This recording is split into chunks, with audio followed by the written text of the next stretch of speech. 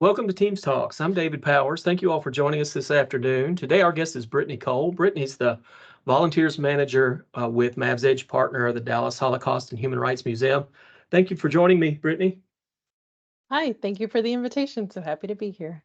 Yeah, I've been looking forward to having this conversation with you. Would you like to get us started by just telling us a little more about yourself, please? Sure. So my name is Brittni Cove. I was born and raised in Dallas. I've been in the field of volunteer engagement slash management for about 7.5 years. I was a bit of a difficult one to peg down when I was in college because I had so many different interests, but I knew the prevailing interest was helping people. And so I took a chance on the AmeriCorps program. And that is a great opportunity for you to get a stipend. So you get paid. It's not a whole bunch, but the bonus is that you get an education award upon the successful completion of your AmeriCorps service term. So I was fortunate enough to actually be hired on by the agency that I was embedded with. So I started off with a nonprofit called MetroCrest Services, and I was the coordinator for their senior home delivered meals program. So that taught me logistics. I really had to be a self-starter. And I was able to stay and grow with that company for 5 years, and I've been with the museum for almost three. Thank So, you. Yeah, thank you. Like I said, it's great to have you here. Great to have you as a Mavs Edge partner. Brittni and I are going to try to attempt to define professionalism and what the definition of professionalism is today, what that means, how that might have changed. But before we get into that, I wanted to give Brittni an opportunity to talk a little more about the Dallas Holocaust and Human Rights Museum and some of the opportunities that are available to interns there. Brittni, when I first moved to Texas in 2018, it's been 6 years now. One of my first stops was Dealey Plaza, and the whole JFK scene. And I took in the Holocaust Museum. What was the Holocaust Museum at that point? And I know since that time, you guys have changed locations and have grown. So excited to hear what you guys have going on now. sure. So, um, let me make sure I can change my slides. There we go. So just a little bit about the museum. If you are hearing that we have a Holocaust and Human Rights Museum for the first time, we were founded in 1977 by a local group of Holocaust survivors that came together and essentially decided that they wanted to build a memorial space and an education center so they could teach people about the how and why the Holocaust happened, how it impacted them and millions of other people, in an attempt to have people recognize those signs to interrupt the process for the future. So in 1984, we opened up our very first museum in the Jewish Community Center, not too far away from downtown Dallas. In 2005, we were then, with a brief name change, the Dallas Holocaust Museum and Center for Education and Tolerance. And then in 2019, we were able to realize the dreams of our founding survivors and open up this permanent home. We're still in the West End, but this space is built completely for us. So I'm just Wow. going to take you through some of what the museum looks like. So this is our lobby. We, of course, have made a few changes. This is an architect's rendering, but you see it's a very large and welcoming space. We have all of the magic happens up on our third floor, so we're taking guests through a geographical exploration of the Holocaust, starting, of course, with Nazi Germany, because how and when you experience those events really depended on where you lived. And then right Hmm. after the post-war liberation period, we get into the human rights topic. So here's the beginning of our gallery. So we're meeting a lot of different educational styles where they are. It's a great place to be if you have a love of history or an interest, but it's really not required. Our internships and paid positions really do run the gamut. Um, we also have our anchor artifact, which is an Aerorail boxcar. So we don't have any Wow. provenance, which is a fancy way of saying receipts that show that this boxcar was ever actually used to transport people. However, it is of the time. We were actually the second Holocaust museum in the world to have an Aerorail boxcar, and it is on display. Inside, we play a video that details our founding survivors and a few more survivors local to the Dallas area talking about their deportation experiences to the concentration and death camps. This is the beginning of our International Military Tribunal wing, which begins the human rights wing. So we're talking about the post-war Nuremberg trials, where the International Criminal Court came together for the very first time to try the highest ranking Nazi officers and bring them to justice. So terms that we are all very familiar with, like genocide, didn't exist until 1948, which was after the war. Then we have a gallery based on an educational model called the 10 Stages of Genocide. So Professor Gregory Stanton has done a lot of research, and I hope he had a very good therapist through all of this, on genocides, and he identified 10 unique stages. So a big job we have at the museum is letting people know that genocide didn't end with the Holocaust. So we have examples from both before and after. Right. And then we get into our human rights wing. This wing is actually called Pivot to America. So we return home for the final wing of the galleries. And we talk about the fight for human and civil rights by different groups in our own country. And we also have an installation that replicates the Piccadilly cafeteria, which was the site of a very famous sit-in here in Dallas to desegregate. And then one of my favorite things, I know you're not supposed to have a favorite child, but this is definitely it, is our Dimensions and Testimony Theater. So what you're seeing is people in a room with where they're interacting with an interactive 3D projection of a Holocaust survivor. So for those of you that don't know, the events of the Holocaust started in 1933, which was a very long time ago. And the unfortunate reality is there's only about 245,000 known survivors left today. So we are going to reach a day sometime soon in the not too distant future where we won't have survivors here to tell their stories in their own words. So this is our way of getting ahead of that. I didn't want to include absolutely all of our our internship opportunities, but we are seeking 6 applicants. Our intern can work with our marketing department, our advancement department, which is a fancy new term for fundraising or development. We have 2 education intern spots where you would be helping with the big Holocaust Educators Conference that we put on and our summer camp called the Upstander Institute. And then we have 2 positions for the library and archives as well. One involves helping to transcribe recorded oral histories. So we are seeking people to record their testimonies for future posterity, but not just Holocaust survivors. We're also working with survivors of other genocides. And then, of course, we have volunteer opportunities. So here is our link to sign up. You can find all of this if you just go to dhhrm.org. There is a support tab. Under there, you'll find career opportunities where our internships are listed, or you can go to the volunteer page and sign up from there. So David, I'm going to stop my screen share now.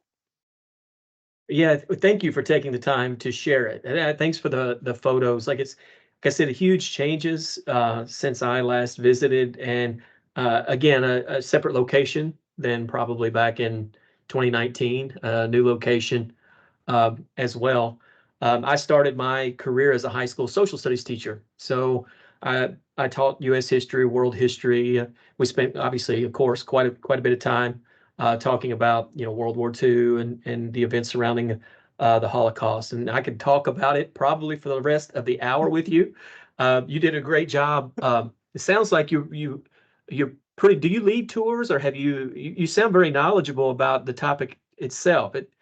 Have you led some tours or anything like that? I am, full disclosure, still in my docent training, although I Okay. have to know some for our volunteer orientation, and sometimes we just get impromptu guests. So Yeah. we have to fill in where is necessary. So that's Yeah. another thing I like to tell people. I am not a Holocaust historian. I have no Right. PhDs, no Right. masters in Right. anything. My degree is in Yeah. sociology and women's studies. Right. So Well, you did a great job, and you've done a good job when folks want to ask you questions, right? I mean, it sounded like it's like, yeah, I thought of 3 or 4 questions. I thought, oh, Brittni and I will talk about this for the rest of the hour, and I know we want to talk about professionalism and help students kind of better understand how to prepare, for the kinds of opportunities that you're offering as a Mavs Edge partner. The information that she referenced is going to be in the notes. Brittni's contact information is going to be there as well. So absolutely, students, we encourage you to follow up, and keep an eye on those opportunities. Um, we started our conversation kind of talking about the old days a little bit. I talk about the old days probably too often, and talking about social media. We were also talking about TikTok and Instagram and trying to get a sense of where current generations are in terms of their feelings about the workplace or professionalism or the expectations of them and as they move into these kinds of roles. So I guess the big question that we were going to try to answer today is, what does it mean to be professional? So I guess the best place to start might be, what does it mean to be professional in roles there, with the museum? What does professionalism look like within those roles? Sure. In my opinion, professionalism is a classic trait. It's like a navy blue suit or a pinstripe suit, to use a clothing example. It's evergreen. So it's something that's never going to go out of style. So for me personally, and then I'll get into what's professionalism for the museum, Mhm. being an asset to your team. So it's as simple as reading company communications. A lot of companies have what's called an intranet now.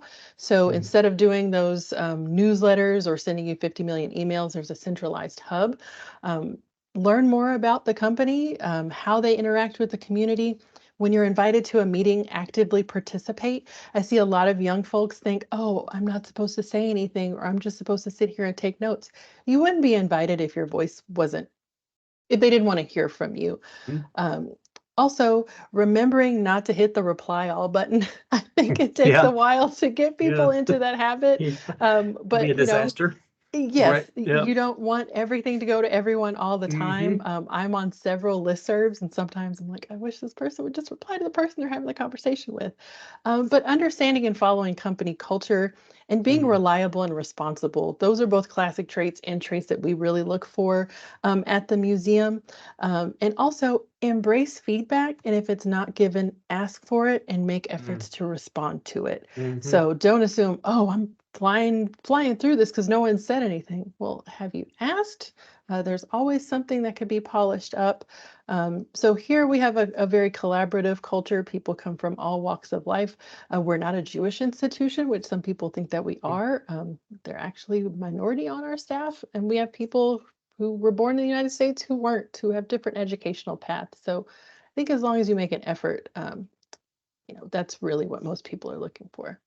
Yeah, so many things to touch on that you hit there. Would like to start with, feedback.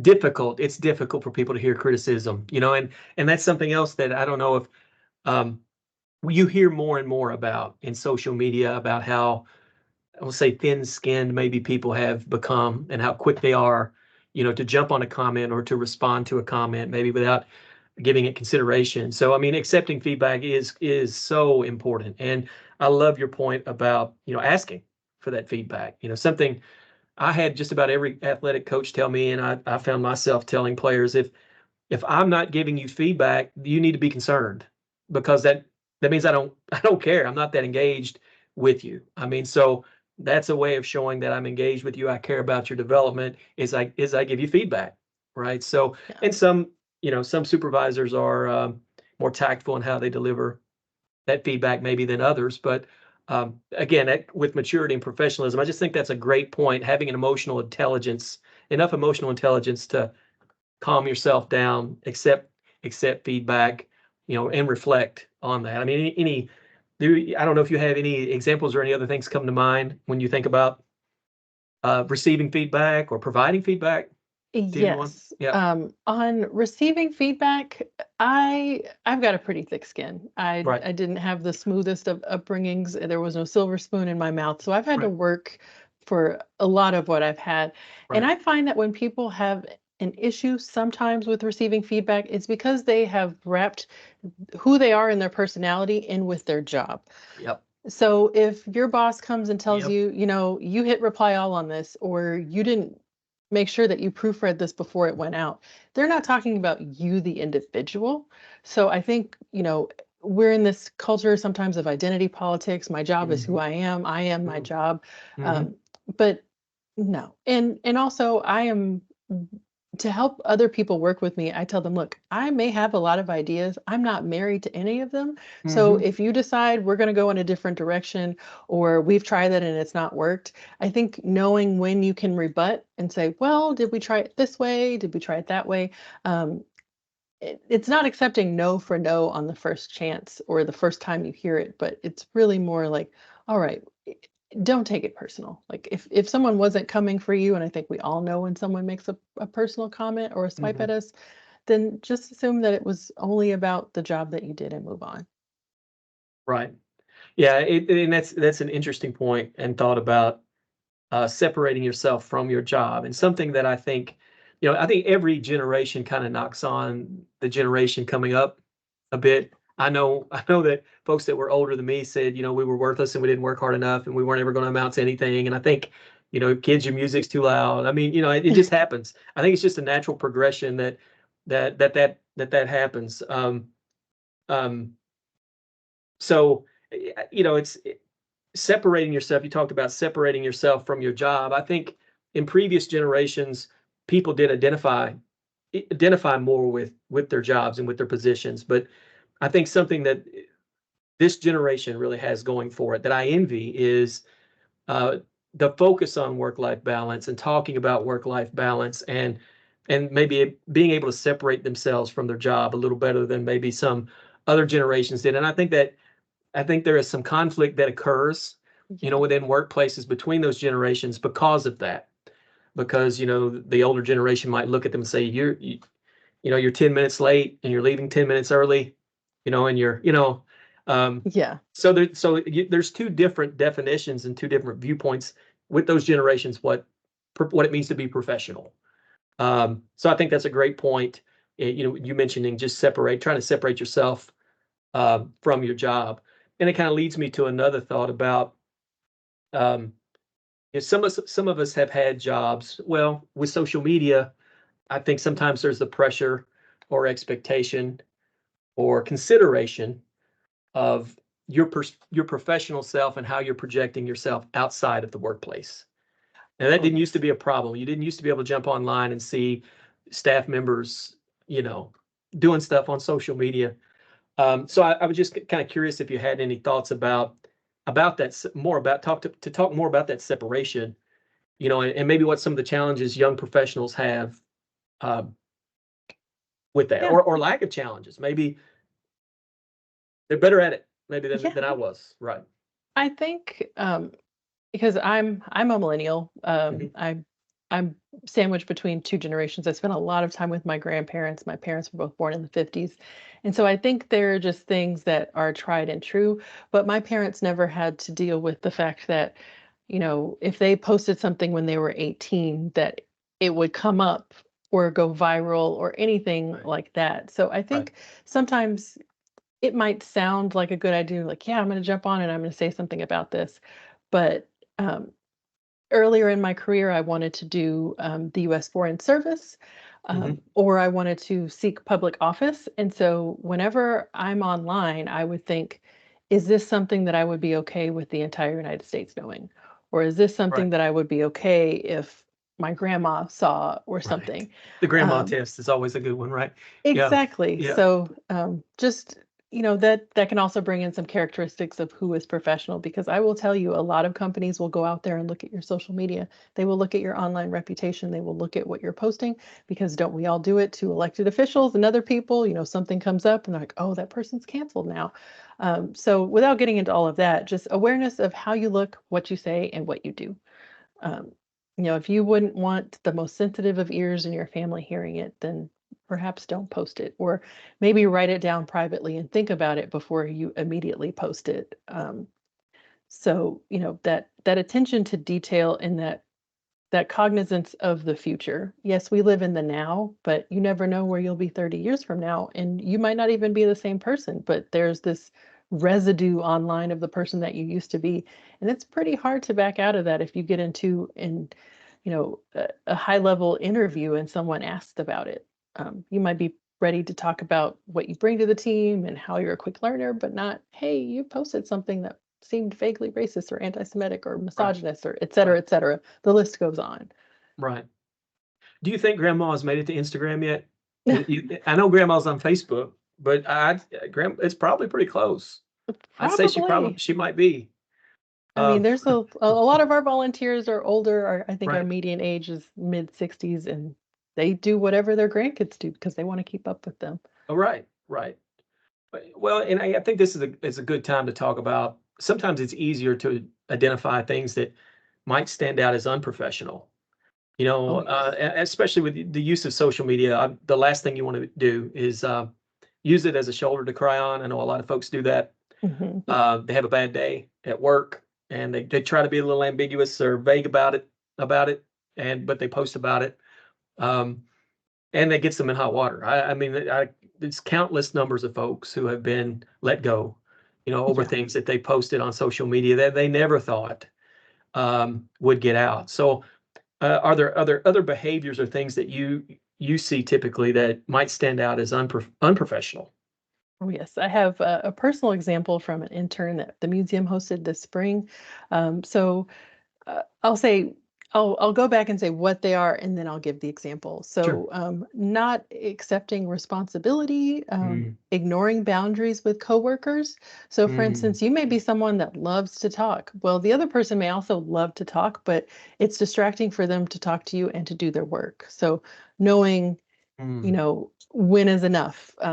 Some people simply don't want to hang out with their coworkers after work. So you might think, oh, this person's cool. Let's go to the bar, have a That's a coffee. great point. Uh, that blurring of lines might not, and sometimes the company HR has a policy about that. And then you hit on it a little bit, David, with broadcasting personal opinions. The Right, workplace is not the place to share your political leanings or discuss right. religion. It's full of folks who have diverse and different views. And although you may think, oh, this person answered favorably to a few questions during a conversation, that doesn't mean they're ready for like a whole tirade. The last one and the big one that I'll harp on because I'm seeing a bit of a trend in this um, is people that don't read and don't respond to communications. So back to that Mm, intern we hosted this spring. So we communicated via email. Um, it was all like, here's all the paperwork I need you to do. Here's what I need you to fill out. It was all bulleted. I try to make it very easy for people to read and absorb. Um, Sent them a know before you go email, included the office dress code, which is business casual, how and where to mhm, park, all that great stuff, and the time they were expected to arrive. So their professor was copied on that, their direct intern supervisor was on there, and me as well. This person showed up 20 minutes late, dressed like they were mm, going to a gym rather than an office, and did not heed instructions on parking. So that parking one is one that could have cost them. So if you park in our garage and your parking isn't validated within the first 20 minutes, then you get a fee. So they ended up having to go back outside, get their stuff. It was such a rigmarole, as my grandparents would say. So needless to say, their first impression was not great, and their lack of preparedness actually affected the rest of my day schedule. So I had blocked time to get them onboarded, to do what I needed to do with them, and pass them on. So I had an hour allotted for that, and they came in 20 minutes late. Didn't call, didn't email, just showed up. I'm like, oh, hey, I'm so and so. I didn't even recognize them because they literally looked like they just rolled out of bed. So, you know, please read. If you have any questions, ask them in right, advance. I right, just, right. please read. Read, right. Yeah, please read. And that's again, some of these things I try not to use the word old school, but it feels uh, being on time. Yes. I hope that that's something that never goes. That's always going to be included in a definition of professionalism because I feel like people have gotten more laxed or more relaxed in their concept of time and being on time than maybe they did back in the day. And I don't know if some of that's virtual work and being able to pop on Zoom with you 3 minutes before we're supposed to start or 30 seconds before we're supposed to start. And I don't have to turn my camera on, so I'm not as conscious of time and preparation. But as you were saying, and I just want to reemphasize that one of the worst things you can do when you're meeting with someone who's very busy and successful and a leader and who's making hiring decisions is waste their time or appear like you're not interested enough to be on time. I can't emphasize that enough. We were talking about, can I give you a shout out, Brittni? I don't want to embarrass you, but Brittni was, I mean, I asked that folks show up 15 minutes before we get started. She was here 16 minutes, before we get started. And to me, that is so meaningful because I know we can get through everything we need to get through to have a successful conversation. And it shows that she values what we're doing and she's engaged in what we're doing. And I don't understand. I don't think how some folks don't look at it like that. Brittni? I don't know if it's just me, or do you see some slippage in time? I think so, and I think, to speak to the generational friction again, Right. um, I think if you don't know, then you should ask. I Right. love when students ask, well, I've read through the key requirements. Could you give me a little bit about what a day would be like? Or Hmm. Hmm. what is the dress code? Or what is Hmm. the office culture? Or anything like that? Because it shows that you're trying to envision yourself fitting in with us. Because culture isn't something you can teach. Office culture. So I can train you how to do the job. I can train you how to use the systems. I can train you a little bit on how to talk to people. But that office culture and that ability to enmesh is really something that we're looking for. And that's sometimes something you either have or you don't have. It's not as though employers aren't willing to work with you, but you just can't assume that whatever you do is going to be okay because it's okay with you. So I've had managers where they're like, all right, the meeting starts at 2, and I see them moving towards the meeting room and they're sitting down and set up at 5 minutes beforehand. So Yeah. that lets me know, okay, well, it's 2 o'clock, but I'm going to Right. follow that person's example. Right. Their two is, and my two are not, are not the same thing. And I always tell students it's hard to go wrong if you're early. I Exactly. mean, what can go wrong if you're early? You make sure you're in the right place, you find everything properly. Maybe you have a conversation with someone while you're waiting that you might not have gotten a chance to speak to. I mean, being there and being present can you can get a lot done, and can have an impact. And people notice it because it's kind of rare to see Yeah. someone be so early. You mentioned um, having friends at work. I think that I don't know that that should be a controversial topic, but I've it's sort of come up lately in some different things. Um, how to manage friendships at work, especially I guess when you're talking about friendships with those that you might have to direct or supervise. I know that's a huge challenge for young professionals.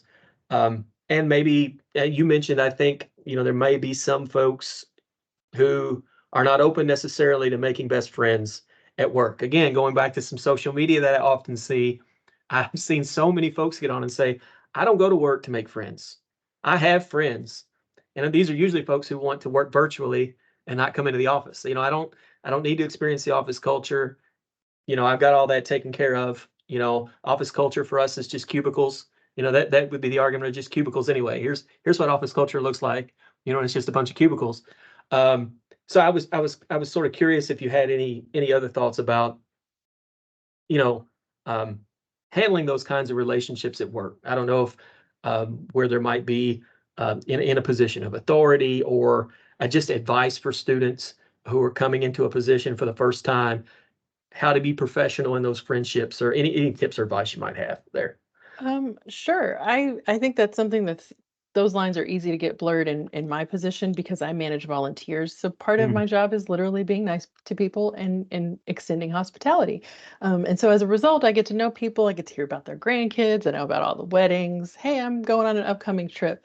I think one, start with what your company's policy is. So mm, some human resources departments have policies against fraternization, which is being in a relationship with someone that is working with you. And that could be lateral, above, supervisory position. Um, but I think if you go about it with keeping it professional, so maybe there is someone that, you have a vibe with, um, you can ask them to go to coffee. I find that if you keep it during daytime hours, it doesn't come off as suspect. So it's like, hey, right. can we go to coffee and talk about this? Or we have a shared break room. Hey, do you mind if we go to lunch at the same time? I'd really like to hear more about this. Because if you pose it more as like an opportunity to learn from them, there's naturally going to be other things that come up in that conversation. But again, keep it in the professional lane. Um, you know, Politics, religion, those are usually big no-no topics. Um, but yeah, I mean, and there are some areas, like I come from the social services world, we're in the trenches with one another all the time. It's a difficult Right. job. Right. Yeah. So yeah, you're going to build a little bit more of a rapport and maybe, Hmm. have those one-on-one relationships where you get into stuff that's more than about work. But I think if your supervisor was in the room, would this be appropriate behavior? per your company standards, not your standards, because when you're at work, you're a little bit of company property. So you're not acting in the capacity of you yourself. You're acting in capacity as, David Powers, representative of UTA, Brittni Right. Coe, representative of the Dallas Holocaust and Human Rights Museum. So I have to keep in mind that my professional persona also needs to reflect favorably on the company that I'm representing. Right. Do you made me think about two really interesting things I wanted to mention to you there. One is your professional persona outside of UTA. I mean, some positions, in my case, in some having been a teacher and a coach, I used to compare it to being like a clergy or something. The expectations for you when you were out in public were different. If you obviously was of age and wanted to have a beer at a restaurant or a drink, it's something you thought about. How's this going to be perceived? I know. So I know that getting that kind of separation, achieving that kind of separation for young professionals can be challenging. Can be challenging too. And I don't think that's not something they prepare you for. That Yeah. anybody really talks to you about um, living in sort of a fishbowl, depending on what your role is. So as you said, being mindful of who you're representing, and that's even more important online now. Like you said earlier, and you could say the wrong thing, on X or Twitter, you know, and you are looked at as a representative of a company or an organization, and that's it for you, really. Yeah. Um, I think I don't want people to think they have to be on 24/7. Like you always have to right, police what you're saying and what you're doing. Um, but just be aware that professionalism is something you can always take with you. You can act like a professional in your personal life. Uh, be nice to the person in the grocery store line. Talk with the people that are providing you customer service like they are actual real human beings. I have a bit of a golden rule, and it's not the classic golden rule, it's do unto others. It's actually do not do unto others that which you don't want to be done to you. So, what you're cool with and what someone else is cool with may not be the same thing that you're both cool with. right, So, I think we've all interacted with people who feel like they're on all the time, like especially like the social media influencers. It's like, oh my God, I'm at this level of energy all the time. right, Those people are yeah. exhausting to be around. And You see the sometimes video, see the video of the girl dancing when she's getting her food, and people looking at her in the background. That's one of my favorites. Yeah, yeah, and yep, we've all interacted with those people, and right, sometimes those people are that's just who they are, and sometimes it yeah, just feels really disingenuous. all right, So just be aware of if you're too much, dial it down, and if you have to ask, "Am I being too much?" Chances are the answers are yes, and then just dial it down a few. right. Yeah, it's a great point. You hear the saying you hear all the time now is read the room, right? Yeah, Uh, you can see it. I mean, you can sense it. Just kind of tune in to what's going on in the room. Something else that you brought up that I think is really important for students to think about is, going back to friendships in the workplace. I think the trap that a lot of young professionals fall into with friendships, and we all do it, is gossip. oh yeah, Water cooler talk.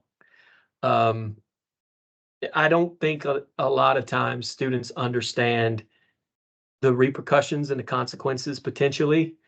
Um, or talking too much. I don't know any other word to use for than gossip um, for it. But I mean, any thoughts about how to handle that? Because usually, what happens in those situations, and I mean, we've all been in them. We've all been in them. We've all probably been guilty of what we could define as gossip, right? And talking about mhm, workplace issues, talking about other people at work. You have that friend who comes into the office and wants to talk to you about what just happened over here in the other yeah, office. Did you hear what just happened? And it's so easy to fall into that trap of what'd you think about that, or what do you think about him, or but have you ever run into any um, situations like that, or how would you recommend that uh, students are professional under those circumstances? sure. I think honesty and integrity. So, integrity, showing we can be trustworthy and reliable, and that folks can rely on us and believe what we have to say, and doing the right thing even behind closed doors when no one is looking. So, I think if someone comes to you, then you can just let it be known before it, there's an office gossip. There's almost always one. So if you see Always. them coming down the line to your cubicle, you can just stop them and say, hey, I would love to have this conversation, but is this directly about work and is this directly about something that affects me? Right. Because I don't want to hear about other people's business. Like Right. I tell people, gossiping is against my religion. Like I don't want to do that. It's like that game of Write this telephone. down. Yep. Um, Right. you hear something and then someone else adds their own spin on it. And, if you're the office gossip, if you're the one that's like, why do people keep coming to me with all of this stuff? Um, I don't ever want to be the center of drama, but all of this stuff surrounds me. Are you preventing it? Because it Right. takes one person Right. to say it and one person to listen. Right. If you Right. cut off the ability to listen, then you've got deniability. You're like, oh, did you hear about so and so? Well, does that really directly relate to what I'm supposed to do here? No, then keep it moving. Right. Yeah, and that is so tricky because I mean a lot of times that's what people bond over, in the workplace. Are those issues or circumstances that come up? And I guess it was the old saying that you used to hear all the time: if people will talk to you, they'll also talk about you. So Yes. they're likely to repeat what you just said. And we've all been in just normal human relationships where this has happened, right? Where you told a friend something in confidence and they tell another friend that you were talking about. And that happens in the workplace all the time, and really can cause problems. So, as you said, having integrity, setting boundaries, being able to have a little bit maybe uncomfortable, a little bit of an uncomfortable conversation with people, um, and then if they're just persistent and want to talk to you about it, listen and don't repeat it. It should if it doesn't go any further than you and you haven't articulated anything, you really don't have anything to worry about. Just don't Yeah. fall in the trap, as you said, of having that conversation. And I liked, what you said about being direct about it. That's just not something I'm going to get into talking about. Yeah. Hey, did you hear about so and so? No, I didn't, and I don't care That, honestly. I don't care. Right. yeah, their So, name's not on my checks. And right, also be careful about that stuff right. through email and Teams chats as well. Teams is Mm, great because it mm, saves your mm-hmm, conversations. So you're like, oh, mm-hmm. someone mentioned something cool. Let me go back in the chat. Right. It's forever. Yep. So, and remember, you don't own any of the emails that come into your work sponsored email inbox. Right. All that stuff can appear in court one day. Right. Yeah. So easy to take that stuff out of context. Text messages the same way. Um, yep. Yeah. Really, really, really good point. And you mentioned professionalism at the museum. I mean, in terms of, I know we throw around terms like business casual and more formal and those kinds of things. I mean, how would you describe the workplace there and the Um, culture? yes. So, there's a lot of really great articles online that will break down the differences between each of the professional modes of dress. So if you Mhm. are not familiar with that, um, then do the research on your own. I don't mind if someone asks, "Oh, well, what's the dress code here?" I'm going to say business Mhm. casual, but I'm not going to provide an example. So Right. you have to, figure that on your own. So we also have a pretty open policy towards other things. So we're a museum, so we're considered part of the arts and education. So, for instance, my nose is pierced. I can wear that at work. I have Mm, other coworkers that have tattoos. I have coworkers mm, that have unnaturally colored hair. mhm. That's because that's per our HR, but just because you can be all sleeved out, doesn't mean that you still don't have to, wear something that is professional. No leggings. Um, Right. those certain things that if you're going to wear it jotting across the campus at 8:15 when you should have been in class at 8, don't wear it. Same for our volunteers. We have a very gender neutral dress code. I just ask you wear white on top, black on bottom. How you choose to present and everything else is up to you, but I do have guidelines. So if you're not sure, then ask. And a lot of shows are set in offices now, so you can All just right. watch TV and get an example of what office wear is. And Right. I've heard a pushback from some of our younger people. Well, that doesn't allow me to express myself. You're right. No, well, you're Right. not here to express yourself. You can do that in little ways. Like Right. I like bright colors, so I Right. can wear a brightly colored top, but I need to make sure that the rest of my outfit is following guidelines. We have foreign dignitaries that come to our museum sometimes. Right. We've got, foundational donors. We've got family of survivors. We have to maintain a bit more of a professional atmosphere. It doesn't mean we don't have fun, but Right. what would I look like wearing leggings and a spaghetti strap t-shirt sitting at my desk while the, Japanese consulate just walked by my desk? Right. Because you don't look like you belong. Like, Wow. you know, Well, you make a really good point, and a point I think students can really relate to in terms of, you are representing a brand while you're there. You're representing them. I yes, mean, you're bringing yourself there, and you want to be comfortable bringing yourself there and being yourself there. But you are, at the end of the day, they're paying you, and you are representing them. And a lot of the conversation, a lot of times I'll have with students is if you can't accept that culture, then you need to find another culture. Or maybe there are things within that culture that need to change, but maybe there are things in place there for a reason. Like you said, you're going to have dignitaries in the building. That's not something I even considered, or I think I've even been in the same building with a dignitary of that kind. So that's important to understand. And I don't think students sometimes too, we'll always, the thing you always used to say in career services is better be overdressed than underdressed. yes, To be a little better dressed for the occasion than is called for, because it's better to feel a little silly because you're too well dressed than underdressed. That's really embarrassing to be underdressed. I've taken students in the past to chamber events, chamber of commerce events, and that had mistakenly worn jeans. Didn't read the email and wore jeans, and were just humiliated, mortified, wanted to go hide, in the restroom.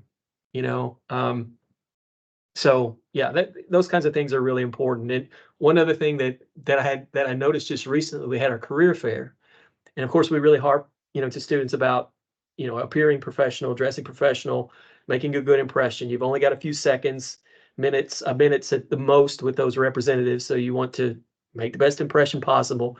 And then you walk around the career fair and you see that all the recruiters, they're chill. They got on jeans, they got on polos, um, maybe not exactly the dress that we're expecting of the students, but it's like, I understand. I understand how they look, but you shouldn't look like you just got out of bed and rolled out of your 8 a.m. class to come talk to these folks, even if they do.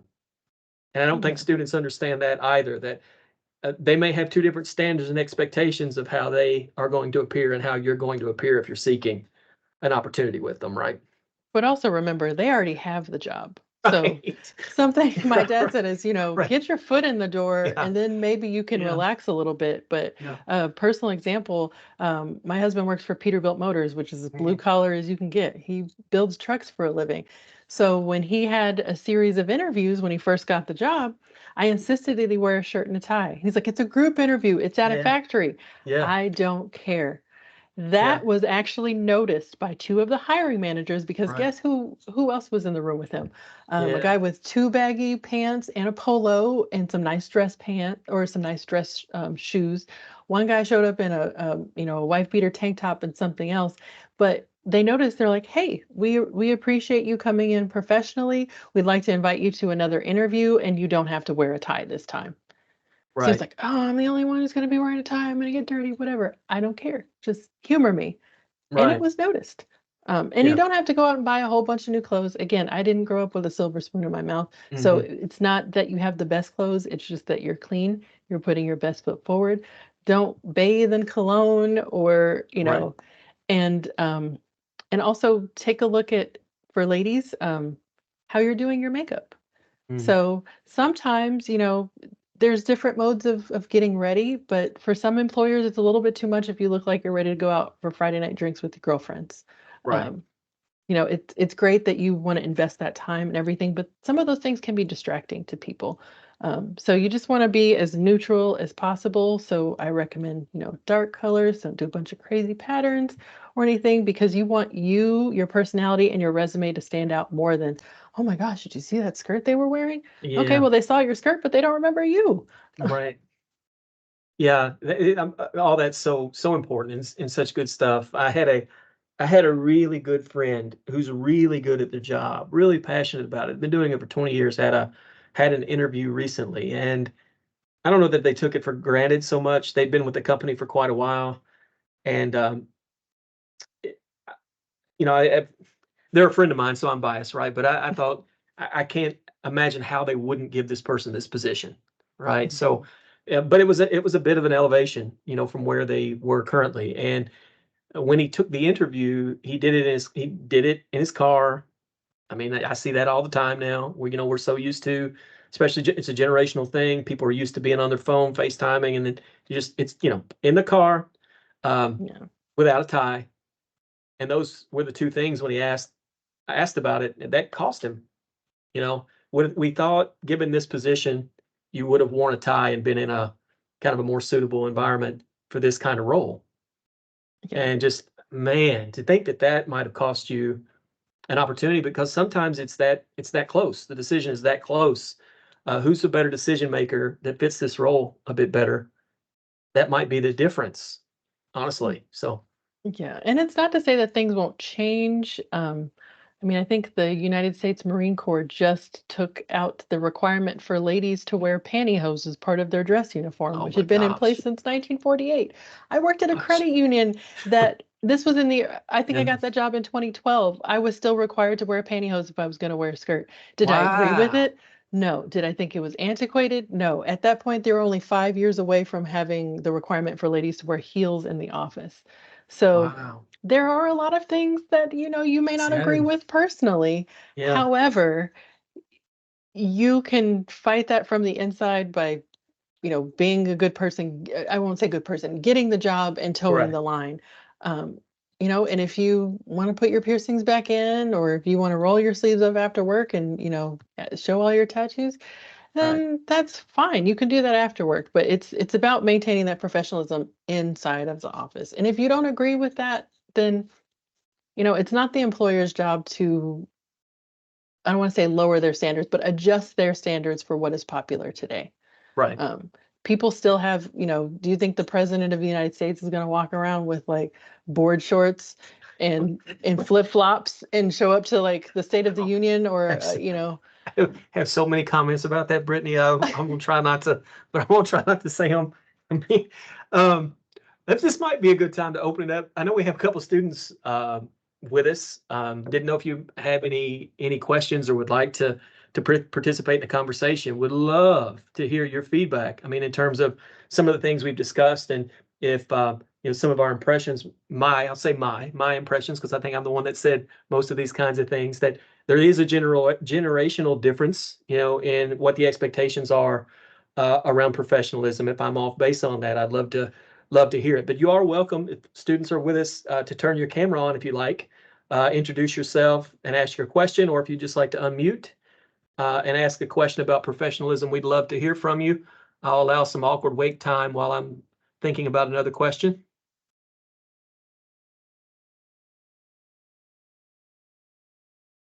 Hi, my name is Ishu. So I don't really have a question, but I thought you made like pretty valid points about like for girls like dress up for like interviews and everything. Because when I'm going to a job, I'm like trying to make sure my look is very, very minimal. So they can just focus on me, myself, and my resume and like instead of like what I'm wearing. And I thought that was like a really great tip for everybody. And I really loved how you said that your company is very um tied together in the sense like both the genders are like all supposed to be wearing white top and like a black bottom. And I thought that was really nice because like a lot of companies like they'll have like very different guidelines, so I thought it was really nice for you to make it just the same. But yeah, that was it. Well, Thank thank you, you, Ishu. Ishu. I appreciate that. Other questions or comments? This discussion is so much better when we get to hear from you. So please, I'll give you a couple more seconds. Yeah, I don't bite. And I've had all my shots. We don't have any choice but be professional. This is what the whole thing's about. We'll be professional. If no one has anything else, I guess a good way to kind of wrap up the discussion would be to talk about how one can become more professional. I think we've done a pretty good job of nailing down or drilling down on some of the expectations and what typically we'd like to see, and we think employers would like to see generally. But do you have any thoughts about improving your level of Yes. professionalism or appearing more professional? I would say think about the qualities that you would want in someone who's your leader or supervisor and try to emulate those. So if you have a boss that's micromanaging you and you're like, oh, well, I wish they would trust me to do my job so that every 5 minutes they're not popping in making sure that I'm doing my job. Um, you can see that. And don't assume, ask. I have a personal saying that's like the only dumb question is the one that you don't ask. So again, what you consider good may not be considered good for the company. If you have any questions, HR would love for you to say, hey, I've noticed there's a wide variety in how people come dressed to work. Could you please show me where I can find the dress code, or what is and isn't acceptable as far as piercings and body adornments are going, because I want to make sure that I'm in compliance. So just think about things as though if you were to have a conversation with someone about yourself and you're being as objective as you can be, like I'm not me, I'm thinking about having that third person view. um, did you come off as curt? Did you come off as haughty? um, did you interrupt someone while they were speaking? Mm. That's a big one for me. Mhm, Like, mhm, let me finish my thought. If mhm, that is something that's difficult for you, then bring a notepad and write down any extraneous thoughts you have there rather than mhm, interrupting. There's a lot of TV and movies, and you can see great examples of people there. So, you know, maybe find that. Or if there's a teacher that you admire, hey, you've seen my work, you've worked with me. What are some things that you could give me to improve upon as I get ready to enter the workforce? Because mhm, there is a big transition, and unfortunately, we don't have that much training between being in mhm, class 24/7 and then being in the workplace. So I would love for there to be a little bit more buffer time between that, or more resources that students can find, because interacting with your friends in the student union or on the quad is not the same as being in a boardroom. And mhm, then one more note, just extemporaneously, mhm, I'm going to harp on reading again. So slow down, please read. In the case of our open internships and positions, we're hiring now for a programs coordinator. I've noticed a mhm, troubling trend of folks who don't seem like they are reading for comprehension. Folks mhm, apply for internships that haven't taken the time to review the key requirements, or worse, submit incomplete applications. If I ask for a resume and a cover letter, no referencing the job, that's all I want. I don't want more. I don't want less. I don't need you to go to 3 different professors and give me a letter of recommendation I didn't ask for, saying that you're perfect for this Right. job. Yep. Um, Good. I've Good. received dozens of messages also. I have a question about this job. Post handshake job link. There's no question. What do Mhm, you want to know? Or what are the hours for this position? Or when does this internship start? Okay, now I know you're not even serious, because I build my job descriptions to have all of that stuff straight up at the top. So you can mhm, self-select out. If you're not available from June 3rd to August 5th, this may not be the position for you. But if you're asking me questions like that, that's just a surefire signal that you're not a serious candidate. If a job says minimum 5 years of experience and you have 0 experience, why are you applying? I'm not saying don't stretch yourself a little bit, or try to make a case for your related experience, but 5 years experience versus 0 out the gate, unfortunately, there's not a lot that some employers can do with that.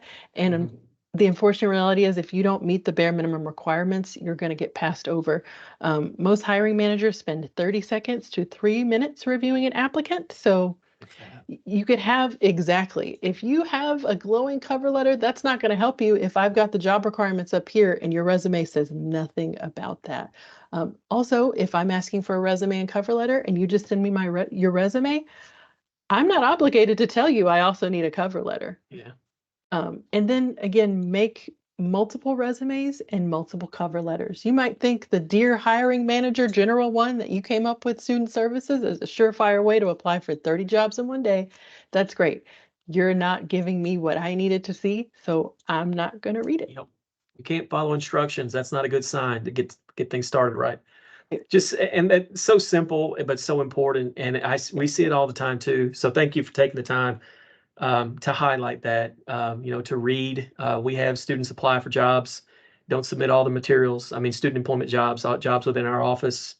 And that's an automatic disqualification because we have 300 students who are interested. So we're going to eliminate folks that can't follow directions first, simple directions, and don't read. So that's fantastic stuff. You've been awesome, Brittni. I really enjoyed this. This has been fun. I'd like to have a little more fun as we close things out.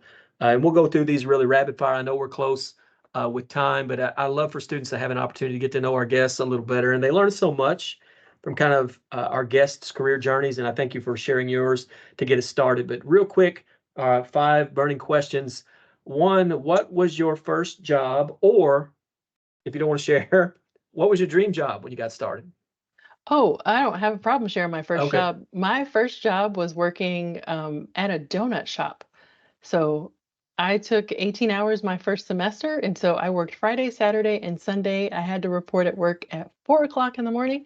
I got off at 1 p.m. I was busy the entire time. I smelled like fried dough. A good perk was whatever we didn't sell, I got to bring a dozen of home. So it definitely wasn't my starter job. I didn't see myself growing into that position, but I knew that it was a means to an end. Growing. That's Yeah. good. Free donuts, growing into the position. That's what I'd be doing. No. Right. Yeah. Yes. Yeah. I Thank you. just needed a job for insurance money. So Right. Right. Well, yeah. Yeah. It's always interesting to hear where folks got started. Who or what's been most instrumental in your career development? ooh, I will say the fact that I had a pretty rough childhood. I mean, I've experienced homelessness, again, didn't grow up with everything. Um, and so that experience really taught me, like, hey, every choice you make matters. And if I can make choices that are going to lead me to be in a different situation than where I was due to circumstance, then I'm going to go all for that. So I really kind of say that, spite, I guess, was a driving factor, because I had people tell me, oh, well, that's not going to work out for you, or how's that going to work, or you can't do this. And I'm like, watch me. Took me 10 years to get a 4-year degree, paid for it all myself. I have no student loan debt. That's awesome. But it took me a while. Mm-hmm. So I could have just said, oh, this 1 year I had to take off to work, I'm just not going to go back. No, I didn't want to do myself like that. So Right.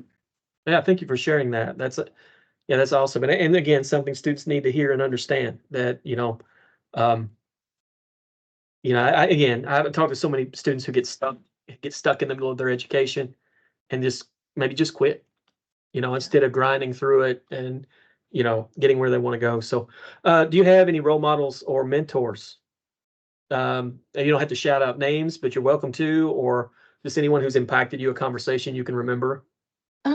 yeah, I haven't had a lot of mentors, but I do have a great group of friends that are also in this field. So Karina Sadler, she is in the field of nonprofit management, works for the city of Plano.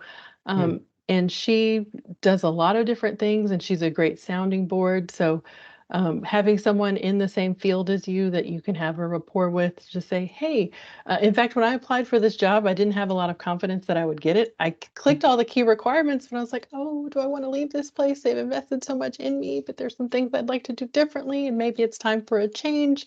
And I asked her to sit with me, and she gave me a little bit of a pep talk, looked over my resume. We did some mock interview questions, and then I came into the process. So it was great to have her as a sounding board, and then keep those cards for your professors. I graduated finally in 2016, and I still keep up with one of my professors. He was my film professor, but he's older. We vibe on stuff, so I'm like, hey, let's keep in touch. Yeah, so important to maintain those contacts. What was your greatest failure and what'd you learn from it? Ooh. I would say I didn't take one of my semesters seriously. So I would start off with getting a new notebook. I would color code everything, get myself all organized. And one semester, I'm like, I got it. I'm fine. I missed a final. Yeah, I didn't pay as much attention to my syllabi, yeah, and yeah. that one got away from me. Yeah. And I actually noticed I missed it like a week and a half after it was Oh, due. It man, was yeah. terrible. Mm, And I couldn't get that off my record. So it was too yeah. close to the end of my studies that I'm like, oh, N- I'll No never do that do-overs. again. No do-overs for that final. No, that just So that that's tough. was Yeah. still on my transcript. Yeah. It's What's there. what was the best piece of advice you've received? Ooh, best piece of advice. Um, I go back, it's kind of funny. I go back to something my grandpa used to say. So he was born towards the tail end of the Great Depression, grew up on a farm. I'm only 2 generations away from subsistence hunting and farmers. And so he said, you know what? Be well-rounded, learn how to do a little bit of everything. So the saying jack of all trades, because he's like, today you're in the big house and tomorrow you could be in the yards picking with the chickens. Yeah, that's So good advice. Yeah, that is good advice. Don't want to get the term I always hear, you fat and happy, right? We get fat and happy. You guys just keep working. Well, like I said, it's been a pleasure, Brittni. Thank you so much. thank you. Again, students, visit our Mavs Edge partner, Dallas Holocaust and Human Rights Museum, on Handshake. We have notes in Teams, direct links. Brittni's been kind enough to offer her contact information. If you're interested, obviously we encourage you to apply, and hope everyone enjoys the remainder of spring break. Take Yeah, care. thank you all for taking time. Have a good day. Thank you Thanks. again for the opportunity. Oh, Bye-bye. great to have you. Take care.